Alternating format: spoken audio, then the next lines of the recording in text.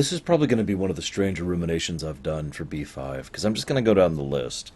I have over a page and a half of notes of very tiny details, because there were a lot of them, and I wanted to cover as many of them as I could.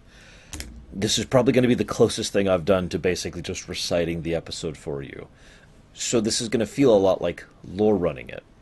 For those of you who don't actually watch my other stuff that doesn't involve Babylon 5, I do these things occasionally called lore runs. And the whole point of a lore run is to play through a game and have it back there on the green screen so that I can actually point and say, here, this exact scene, this happens, and this nuance, and this detail. I can't point out every tiny detail in a rumination. That'll just blossom my ruminations out to be 6 hours long, and no.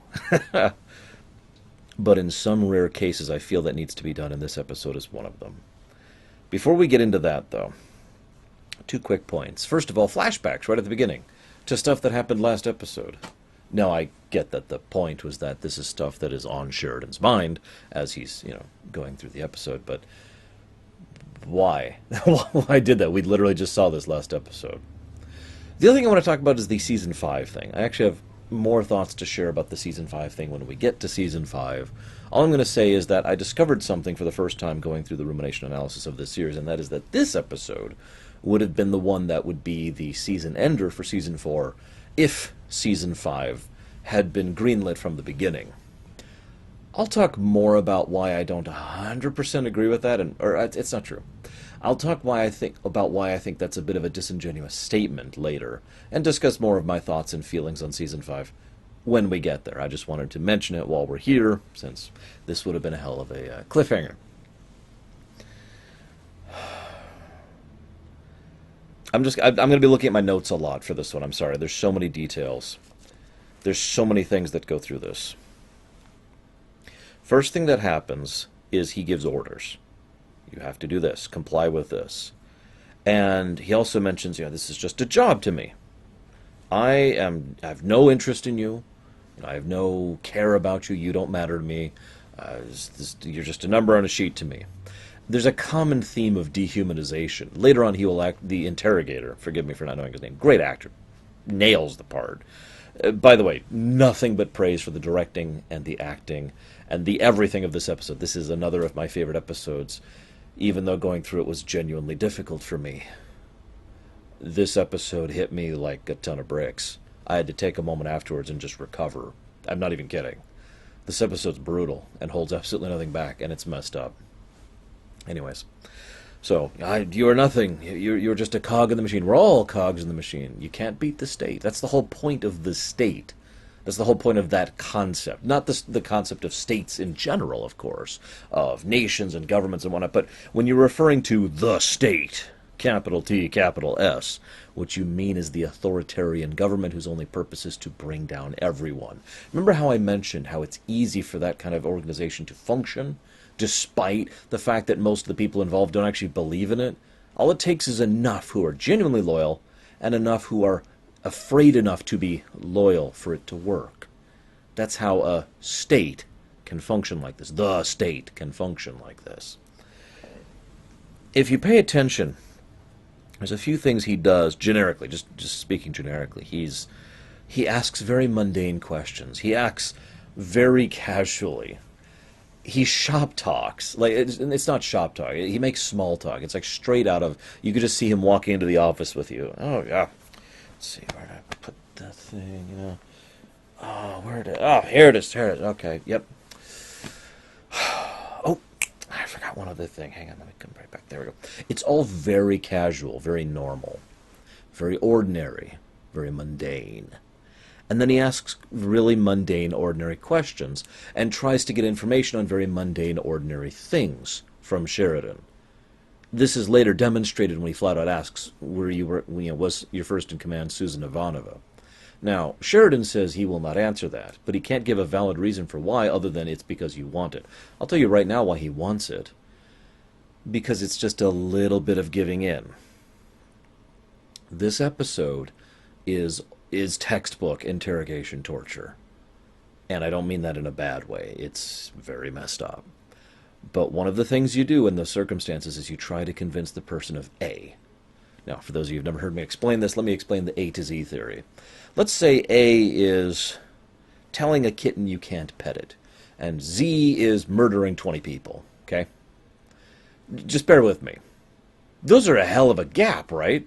Of course they are. It's A to Z, right? You don't go from kittens to death. You go from A to B, from B to C, from C to D. You do a very careful step, and each step, from the perspective of where you're at, doesn't look as bad. If you were to jump from A to F, it would be like, whoa, no, I'm not doing that. But if you jump from A to B, well, I mean, B seems a lot more reasonable, right? And so what he's doing constantly is trying to get Sheridan to accept B, the second point on the scale. Now, come on, go from A to B. Now, Sheridan only does this once, and it is to his detriment. But it's like, hey, come on, go from A to B. Go from A to B. Actually, I guess it would be more accurate to say he gets him to go to B, and then he tries to get him to go from B to C. Still a very reasonable request. But by that point, Sheridan has started to realize some of the game that's being played here. So he's very casual, very normal. He asks common questions. He's very cordial. He's very polite. That's very important. Trying to build a rapport with whom you are interrogating is very important for this kind of interrogation and torture. Let's make this as clear. This is absolutely torture. I'm going to talk about that in a moment too. I'm not going to drop the controversial box. This whole episode's controversial. Okay, let's just accept it and move on. He also constantly emphasizes the difference between them and me. They want to do this. I have no control over this. He also constantly does the same thing in the continuation of that. You are the one who's doing this. You're the one who's keeping yourself in here. You're the one who's torturing yourself. I am not keeping you here. They are not keeping you here. And he keeps this constant flow of them, me, you, in that order. That line. They are clearly the bad guys. I'm on your side. And you're the one keeping yourself here.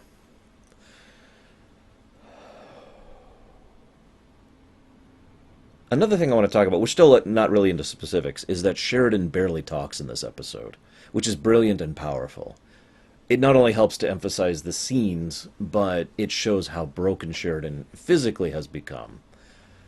Twice in this episode he sees a vision of Delenn. And we can interpret that however we want. We do know that there are some quasi-mystical elements in this setting, and frickin' telepaths. But I don't think that's my interpretation. I don't think there's anything literal happening there. I don't think Delenn is literally reaching out to him. I think it would be more accurate to say that every person has something that they consider bedrock. That's as down as it gets. And most people are fortunate enough to, when they get to that bedrock, there's something that helps them to not sink into that. I know this is kind of mixing my metaphor, but I bet you know what I mean by that. Because I know what I mean by that. Because I've been down there at bedrock, and I have just barely recovered from that. More than once. So Sheridan gets down there, and each time we see Delenn, my opinion, what we are seeing is Sheridan completely broken. Well, I'm saying that wrong. We're seeing Sheridan as far down as he gets on the scale. As bad as it gets, and then he sees Delenn, and he is reminded of why he is resisting, of why he is trying, and he crawls back up so he doesn't sink below the line.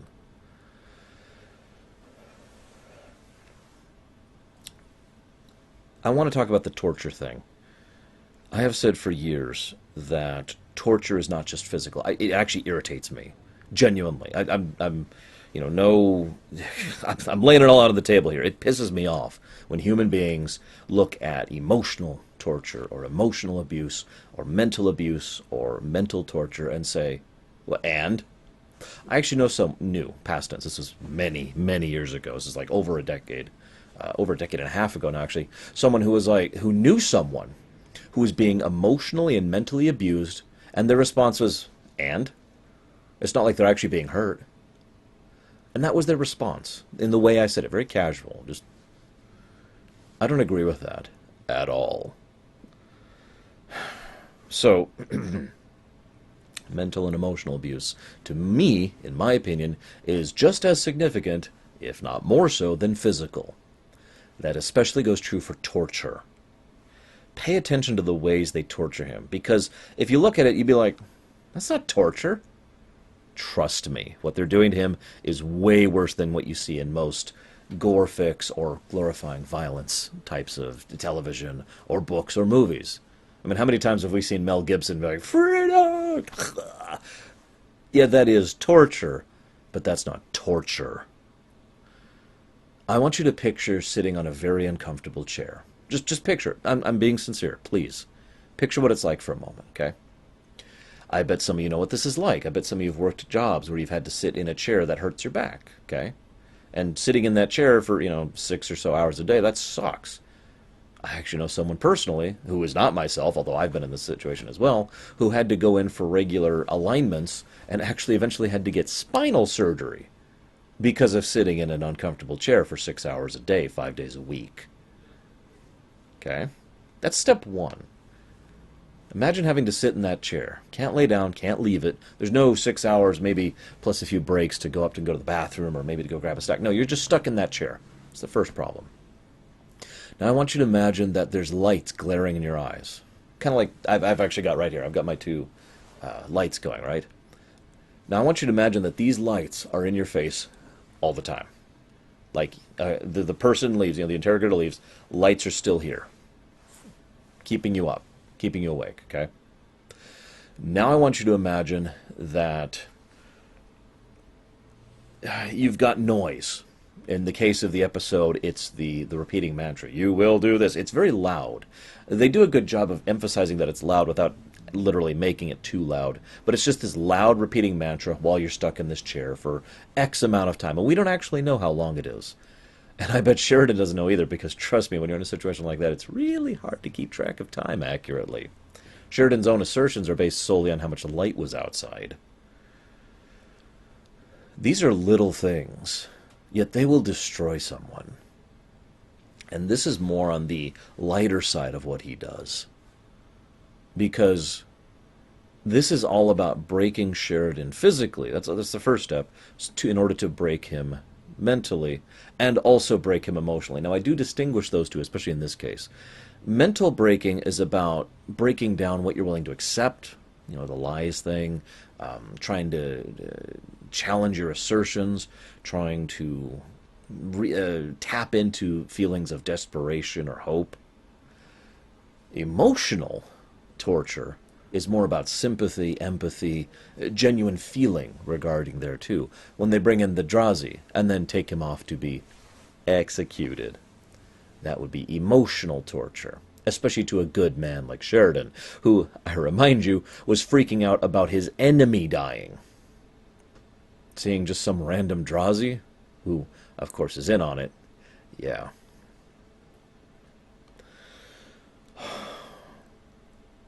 Let's go down the list now before I go into my other thing. So, I'm just going to look at my notes. There's so much to talk about here. I'm not the enemy. This is the job, nothing more. You decide how badly this goes for you, putting all of the blame, putting all of the impetus on how these proceedings go on the victim, on Sheridan. Then he implies through his statements that it is stupid to not cooperate. I mean, this is easy, right? Even a child could figure out that if you cooperate, you are taken care of, and if you don't, you're punished. So why would you be so stupid as to not cooperate? Then he starts talking about the definition of mourning and the definition of a fluid truth. He starts talking about, he starts almost everything with good morning. I want you to pay attention to the fact that the interrogator flat out says, it's morning. Oh, look at the time. It's lunchtime. Oh, it's almost time for supper. He says all of that within the space of about 5 minutes. Now, that's actually really important for something I'll talk about later. Just keep that in your mind. But he talks about the morning thing, and he starts defining truth. He gets all philosophical. One of the things I've noticed people will tend to do when they are lying or deceiving or trying to convince someone of something is they will never tackle the issue directly. Instead, they'll look at the issue and say, well, what is truth?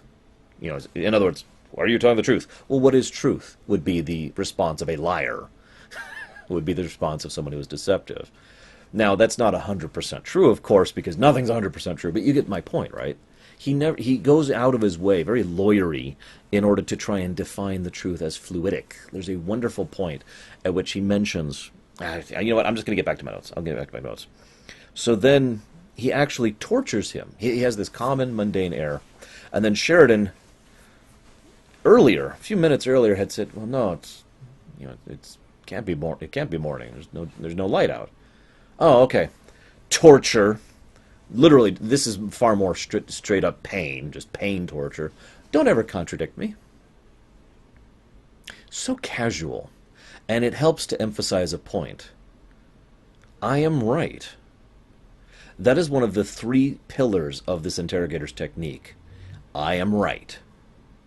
The second one and the third one I'll talk about more in depth when I finish talking about all my specific notes. So then he eats the sandwich right in front of him. Now, I talked about those little tortures before, those things you wouldn't really think are horrible.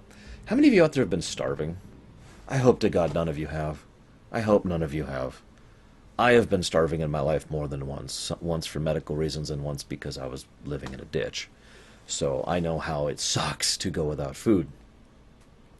I also know what it's like to see food right in front of you. Now, I want you to imagine, if you can, and God, I hope you can't, but the hungriest you've ever been, or if you've been genuinely starving. I want you to imagine someone sits down with a good-smelling, good-looking sandwich right in front of you, and they're just eating it. Think about that for a moment. Just picture what that would feel like to perceive that. And then, of course, he offers it to him. And the way he does it is brilliant. But before I get to that, let me just rewind just a second. Didn't you rebel for being under the influence? Is one of his arguments. So first of all, he mentions, why is Sheridan doing all this? It's one of the things that's a part of his recurring theme. The only reason you, a war hero, who is on our side, or should be on our side, is doing this, is because you're under alien influence. And that happens to line up nicely with our political auspices. But I point that out because that's not a new thing. The Clark administration supported Sheridan being put into this because they thought he would be on their side. They were shocked when he wasn't. Everyone was shocked when he wasn't. Now, I find that hilarious because the episodes itself actually cover it. Because everyone who thought Sheridan would be on the side of the Clark administration was only looking at his record, not really looking at his record or looking at the person. Anybody who looks at Sheridan will be like, yeah, no, he's going to be against us 100%. Instantly. He's an idealistic, naive fool who is also a very moralistic, ethical person and believes strongly in the tenets of the alliance and the ideal of the military. That's not the Clark administration. We need to get rid of this guy right now. But nobody did that. Because the Clark administration are a bunch of idiots. I've talked about that before. So, the way he challenges Sheridan's argument, he asserts, for the purpose of explaining why Sheridan would do this, surely you were influenced into it by alien powers. But he doesn't say that. This is such a brilliantly written episode, by the way. I am actually saying these things more overtly to talk about and explain them. But if you've seen the episode, you know how subtle the interrogator is in his word choice and in his delivery. He doesn't say, well, the only reason you did this is because you were influenced by aliens. Instead, he asks politely, were you under the influence of others? Is being under the influence, do other people influence your actions? Now, when Sheridan says no, his immediate counterattack, logically, for as part of his argument, is that there's only 2 possibilities for what you're saying to be true. Because the only possible way for that, for your statement about not being influenced in, aliens, attack, etc., is if you if you're completely and utterly detached from everyone, or that you're just lying. I mean, that's ridiculous. And the way he phrases that is that everyone's influenced by everything around them all the time. That's impossible not to be influenced by others, right? And he goes to extremes. He starts off by using a clear, very simple thing, is counterattacked by it verbally, and then he counterattacks with the furthest extreme possible. He says, it is impossible for you to be completely uninfluenceable by others. And then, as a final little jab, are you really that out of touch? Are you really that detached from everyone around you? In other words, either Sheridan is lying, I know I already said that, either Sheridan is lying, or lives in a box, thereby falsely proving that Sheridan has lied, and he uses this later. Then he says, "Oh, it's lunchtime." Oh, well, I mean, yeah, it just can't be morning. It can't possibly be morning, silly. I mean, oh, I don't know what's going on with my eye. If this was morning, I couldn't have this. It'll hurt my stomach. I mean, we could only eat the sandwich if it's lunchtime. Can't eat the sandwich if it's morning. He doesn't flat out say, "You will confess to it being lunchtime for me to break you." He just implies it in a rather insidious manner. This is also not a few minutes after he said, "Don't contradict me," and literally caused him pain for doing it, just for commenting about the morning thing, which he wasn't, I want to remind you, doing in a particularly conflictory manner. He was just, "It can't be morning. What are you talking about?" That's it. Very normal. So then he starts using the truth is fluid thing again. That's when he really starts getting into the truth is fluid. He starts using extreme examples constantly. And then, of course, the best one he pulls up is the military one. You were a soldier in the Minbari War. The Minbari were the enemy. Truth. Now they're not the enemy. Truth. He also says that, he does not say this outright, of course. I don't think he says much of anything outright. But he mentions that the job of a soldier is to obey. And yet it is demonstrably shown several times in this series that that's not even true within the scope of the Alliance military. Never mind just within basic thought or morality or ethics or anything like that. Then he says, "I have spoken nothing but the unvarnished truth to you ever since I walked in that door." I actually kind of love how he hits that point over and over. Because it's a lie. He is actually caught in several lies as he goes throughout the thing. And anybody who is critically thinking or really digesting the situation mentally can say, "Of course you're lying. You've lied repeatedly, over and over to me. I could just make a list of all the lies he goes through. I've already shown you several times he's lied." But Sheridan isn't thinking critically or intellectually or really on top of things. Sheridan is in an uncomfortable chair with lights in his face and food that made him vomit all night. Sheridan is going without proper sleep or proper nutrition. Sheridan has loud noises going on in the middle of the night. So Sheridan is not thinking clearly. This is probably the most blatant example of the big lie I've ever heard. For those of you who have not heard of this concept, the big lie is if you repeat a big, overt lie. I mean, nobody's going to hear that. But if you repeat it loud enough and often enough, people will start to believe it. This is a small example of that concept, but that is what the interrogator is doing. He says constantly, "I am telling you the truth. I am telling you the truth." And yet he is constantly lying. In my opinion, he only tells the truth once. I'll get to that later. So then, another thing, by the way, while we're talking about the torture thing, loss of time perspective. It's hard to explain why that messes with you, but it does. It really, really does, if you're not sure how long it's been. I have actually had a few theories before that it's not 4 days or 3 days or whatever during the course of the episode, that he just leaves and comes back after like a few hours. "Good morning," behaving as if it's a new day. Probably varying the amount of time he's gone each time, too.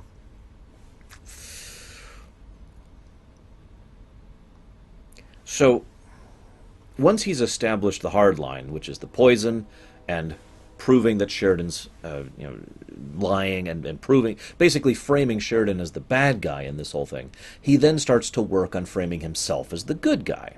Now, obviously, he keeps repeating the lie line over and over and over, and yet one of the things he does is he goes out and gives them a balm. "Here's some liquid. You're probably very thirsty. Here, let's get some nutrients in here.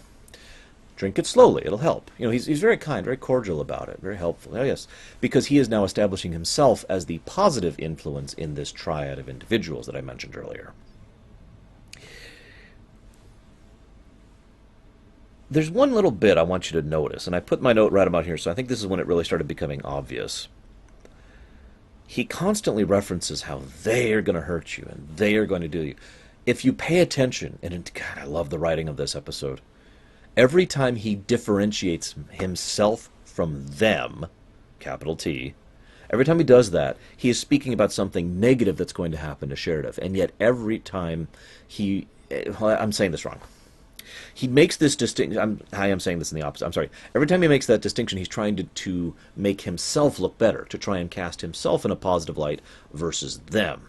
However, every time he directly threatens Sheridan or mentions threats against Sheridan or Sheridan's family or what's going to happen to him, he says, "We will do this. We will accomplish this. This is something that is in our power," and so forth and so on. It's a very subtle and very brilliant touch, and I'm not sure Sheridan even noticed it in his current state, but yeah. Then there's the thing about his father. Oh, but the nice thing to say would be to say thank you. Now, that was probably completely fabricated. As I said before, I honestly believe he was lying except for one point in the entire bit, which I'm still not at yet.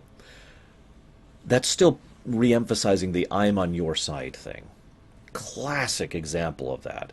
I am your only hope. I am the only possibility. He actually says that flat out. I am the only way you can get out of here. Help me save you, is something he says later. It's really messed up. And of course, he flat out says that there's no reason to hold your father. Although, of course, we are going to have to hold him until you confess. At which point, So the only one really keeping your father here in prison is you, Sheridan. So then he flat out outlines what they want to do. And I think this is probably the one mistake the interrogator makes, because he lays out what they want. Now, to a military mind, even a broken one, knowing your enemy's objective is a huge bonus. It's incredible knowing what your enemy actually wants in a specific engagement. And in this case, what they want is Sheridan broken. They want Sheridan to go out there and be two things for them. They want him to prop up for the people, and they want him to stop the insurrection. Now, forgive me for segueing for a moment, but this shows how incredibly stupid the Clark administration is. I mean, this is all messed up. And you'd think this would show how incredibly powerful the Clark administration is. Yet it doesn't, and they aren't. They would need maybe 20 guys and some power and some tools and some resources to accomplish what they do here. This is not tremendous power.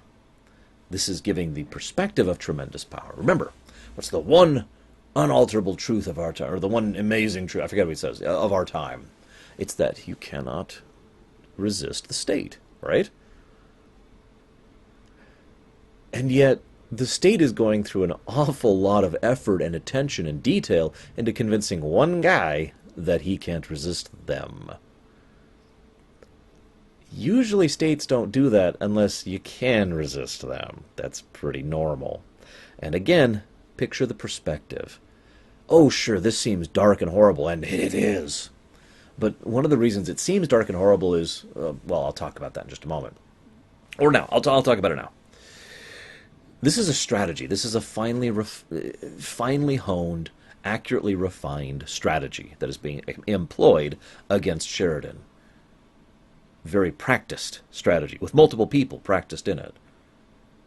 Which makes me wonder, because you can't tell me that these people got into this line of business just when Clark took over. In other words, how often has this type of thing been happening under cloak or dagger or whatever, for how long prior to all of this coming to a head? In my personal headcanon, the interrogators, plural, and all the people here are staunch supporters of the Clark administration.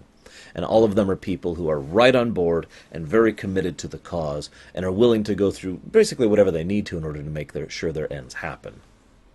And now that's significant because it paints them in the minority. It means they are one of the precious few. You remember I mentioned earlier there's the few who are loyal, the ones who are afraid, and then everyone else, right? That puts them in the most minority of that group.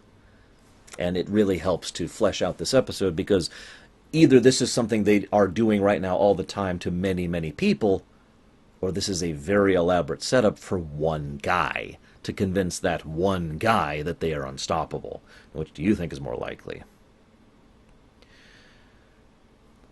I do, however, find the thought that this is something that they have done before terrifying and very likely true, because they've had issues with Mars before and trying to prevent Mars from seceding, and, well, let's just say that this kind of black ops thing, or wet ops, or whatever you want to call it, has been happening in real life, too, so it's not like it's that out of bounds that they would have done that even before Clark took over. Two other reasons, though, that this is stupid. First of all, they want to break Sheridan for the people. That might work. We've seen that a lot of people back home are willing to sink,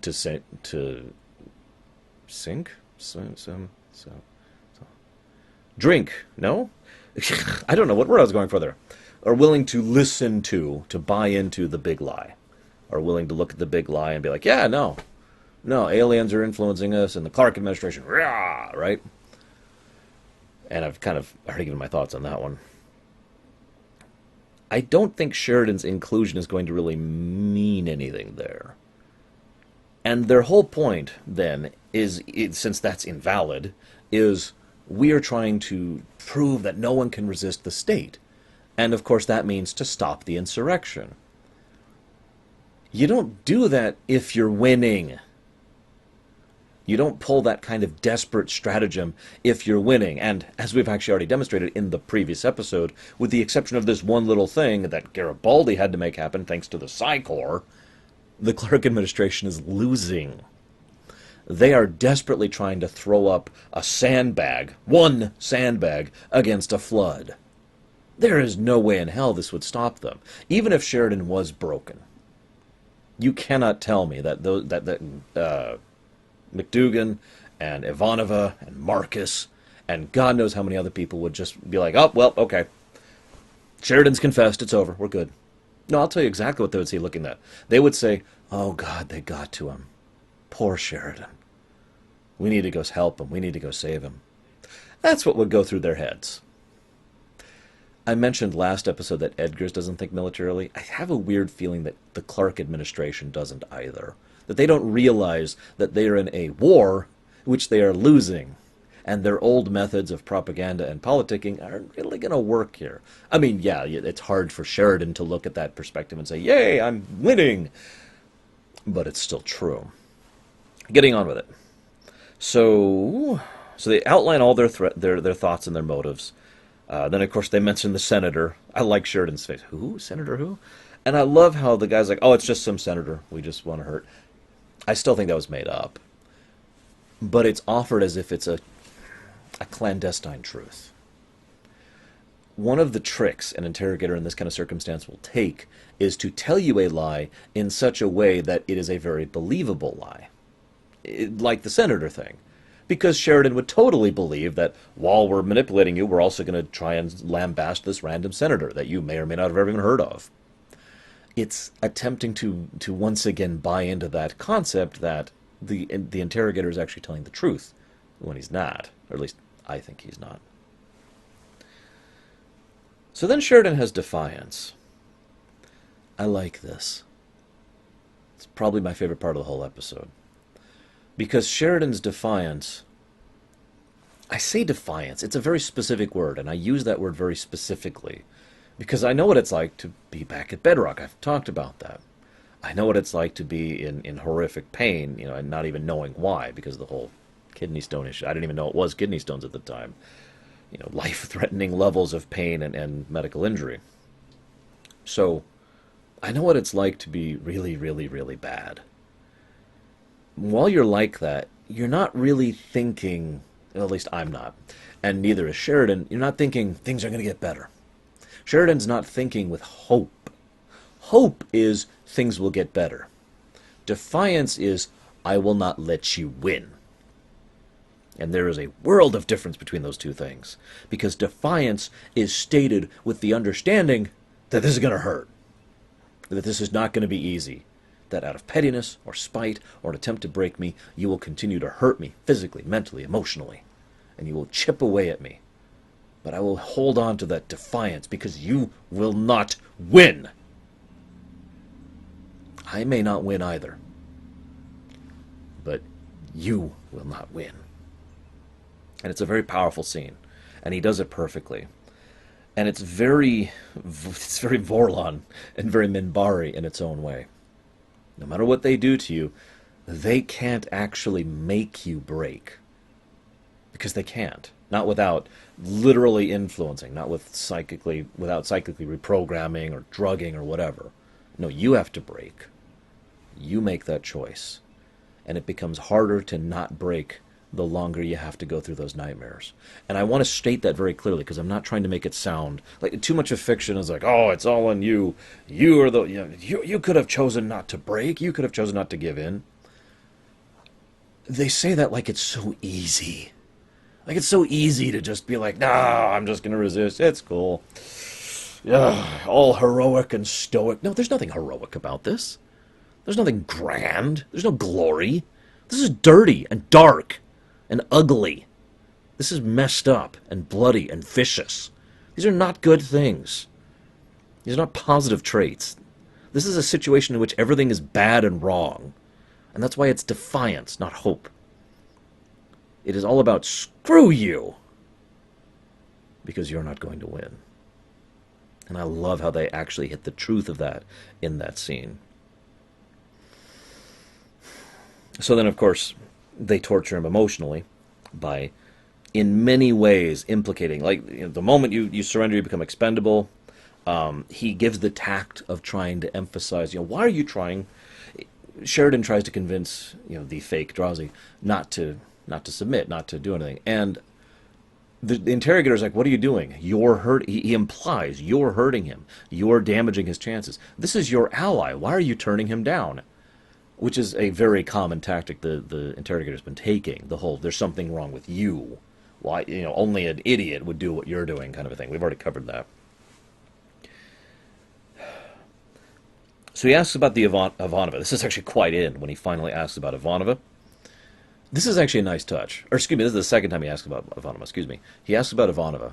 And then Sheridan says, well, but it's morning. And then he immediately says, no. Let's talk about the resistance. He asks both questions knowing Sheridan has no intention of answering them. He's playing a role that's playing a role. He is pretending to be a man who is pretending to be... He is pretending to be a man who cares, who is pretending to be someone who doesn't care. And over the course of the episode, you notice he gets far more personal, personable, and up close. He literally gets physically closer to Sheridan. He becomes much more emotional. He acts as though he is someone who is slowly gaining empathy and sympathy for his victim. And let's call it what it is.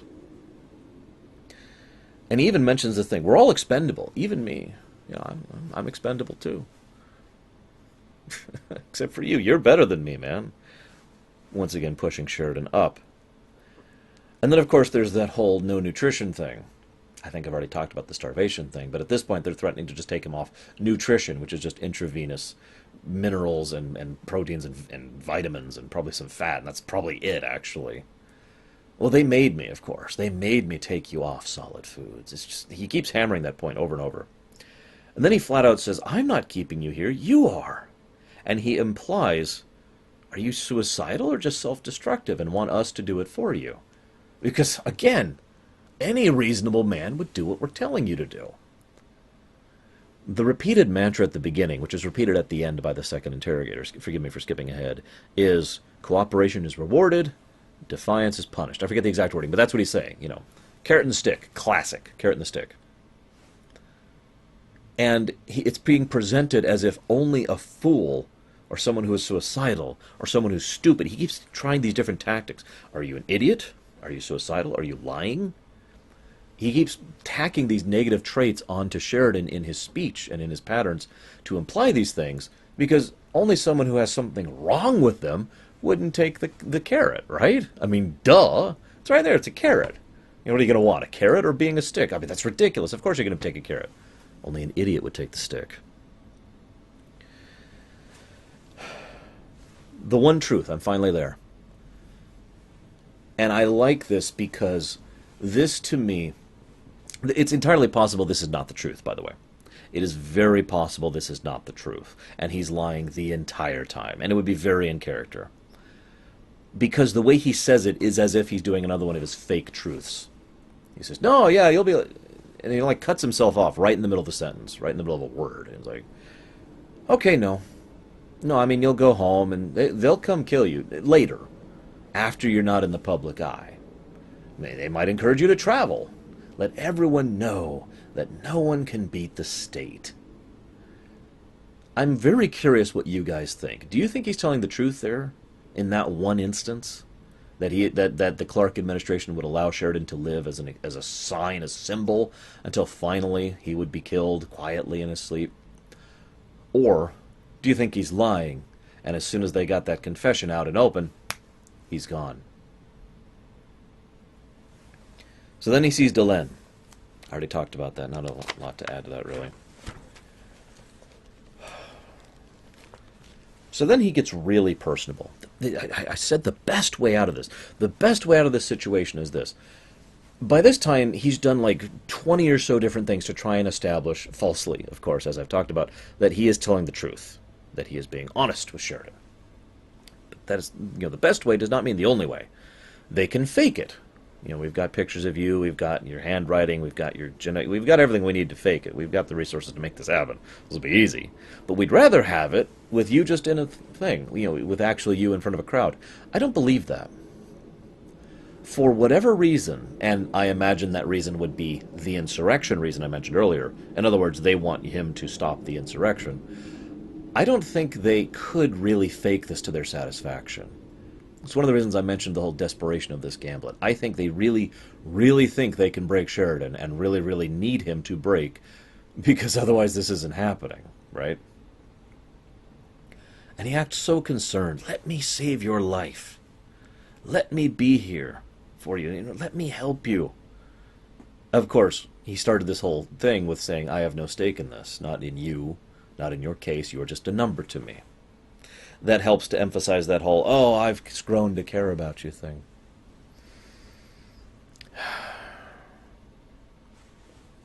Earlier, when they killed the Drazi, they did it in a very specific manner.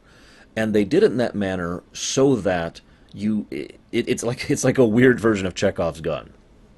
In other words, you do something, and then visually, right? It's a form of visual storytelling. You do something, and then you are told what is happening based on what you're seeing. Let me give you a very direct fictional example. Star Trek II, The Wrath of Khan. There's a scene very, very, very early on where they say, raise shields, and the camera zooms in on a console and we see the graphic of the shields going up. Now that may seem mundane, especially to longtime Star Trek fans or sci-fi fans, but that helps the audience to immediately understand what that means. Later on, they show those beeps going over and going away, and they don't actually say raise shields, lower shields. It's there, so we know exactly what that means immediately. That's that kind of visual storytelling. In here, they're doing it in universe. They killed the Drazi in a very specific way, so that when the same men come in with the same cart and cart off Sheridan in the same way, he now believes he's being executed. Which brings me to a point. The one and only complaint I've heard about this episode is that the fake execution scene is stupid and wrong. Allow me to explain why, in my opinion, it is an example of good writing, not bad.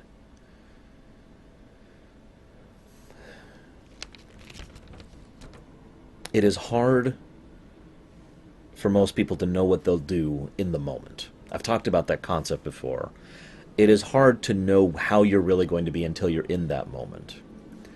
Some things in real life and in fiction have tried to set up a thing where they fake something so perfectly that you honestly believe it to be true, and that puts you in the moment. You may actually not be being led off to your execution, but everything has indicated that you are being led off to your execution. I have zero doubt that in that moment Sheridan thought he was being carted off to be executed. Zero doubt. And that's the point. It's the final attempt of the first cycle of breaking someone. Because people will do things differently when they think they're about to die. When they genuinely think that. So, okay, all the interrogation techniques, all the textbook patterns haven't worked. Okay. We'll fake execute them. This is something done in real life, too. Fake executions as an interrogation technique. It's messed up. So, fake execution. Nope, nothing? Okay. Start it over again. Except this time he's even more wounded, even more desperate, even more fraught, and basically worse in every way. To put it in RPG terms, imagine if you just finished off a boss and you're like at half health. And the moment you finish the boss gets right back up again at full health, full everything, full mana, and now you have to fight them at half health, because that's kind of where Sheridan's at right now. And saying he's at half health is being generous, if I'm being blunt. I want to make something clear. This is my opinion. It is my opinion that every single one of the individuals involved in this deplorable thing are equally to blame. I know that there's a lot of talk about the difference between the officer and the soldier, about who is to blame. I was only following orders, etc., etc. But every single one of those individuals, the people running the carts, the people running the sounds and the devices, the fake Drazi, the two interrogators, in my opinion, all of them are just as culpable and just as to blame for the atrocities that they are committing. Because make no mistake, what they are doing to Sheridan is an atrocity, regardless.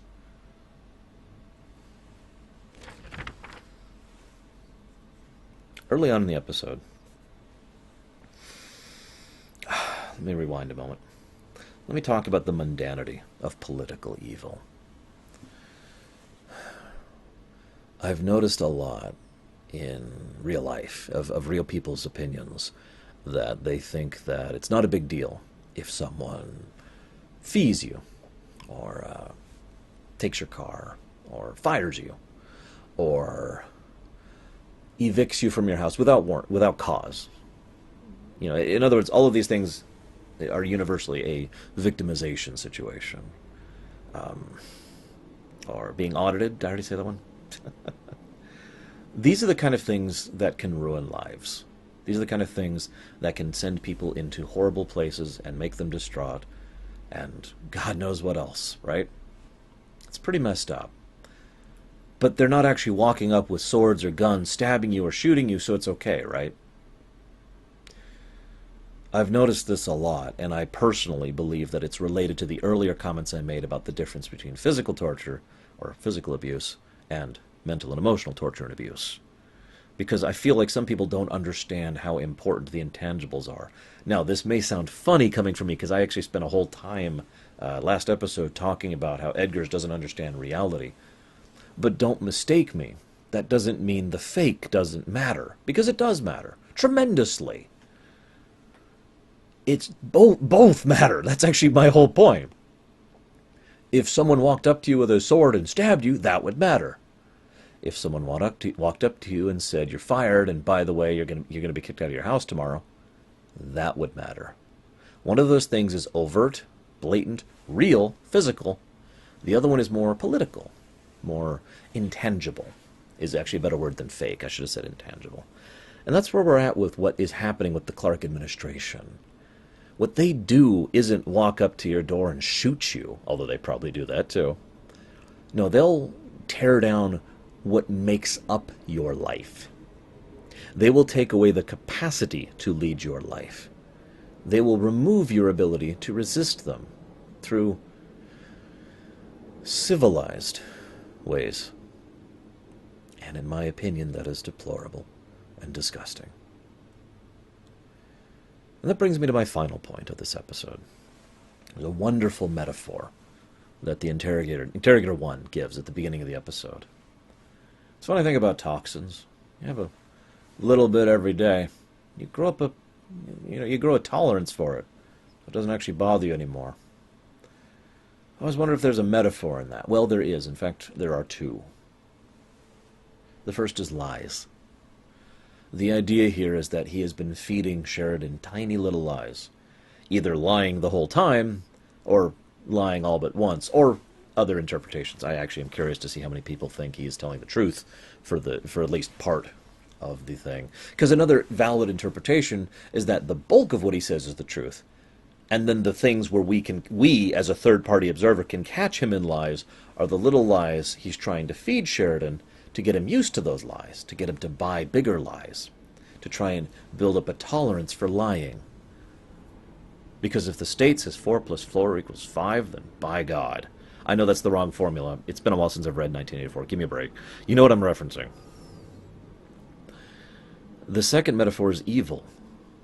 And really, this is one of the main themes of the entire Earth Alliance, Civil War, insurrection, Clark administration plot, going all the way back to Season 1.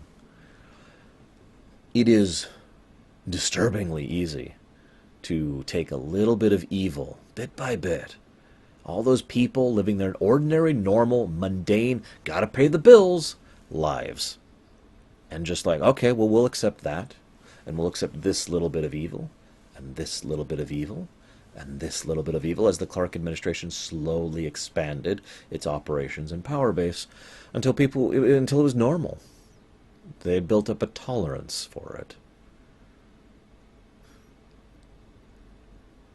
I don't have much else to add to that. It's why, in my opinion, perspective is so important. Because that is the way. That's how you get out of the A to Z thing. If you're at like F here, you need to remember what A felt like. You need to look back and be like, "Wait, dude, no!" And but of course, we're all powerless in the end for that, aren't we? So, I got nothing else. Great episode. Hit me like a ton of bricks. I'll see you next time, guys.